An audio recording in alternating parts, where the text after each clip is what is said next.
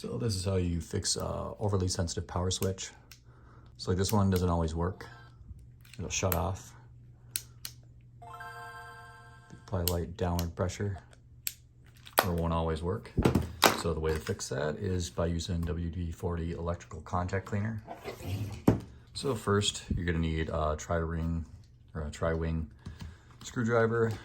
Take the battery off. You typically use a small head screwdriver. Just unscrew the 6 screws on the back. I'd say this process only takes maybe 5 minutes at the most. Just a matter of screwing off the back, spraying it, giving it some time to dry, which doesn't take too long, and then you're pretty much good.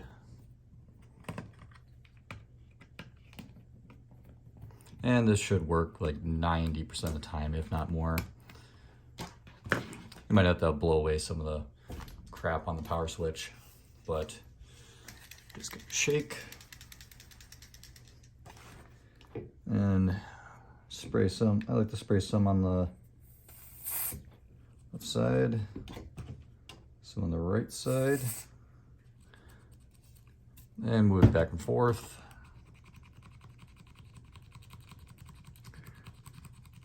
For a little bit, then you just got to give it some time to dry. Now that I've given it some time to dry, we'll get it reassembled. Usually I'll let it dry for 5-10 minutes. Set back on. You might need to set the power switch slider back in place if it got loose.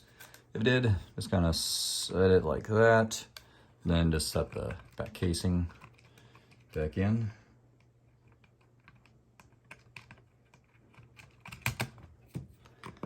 And screw it in.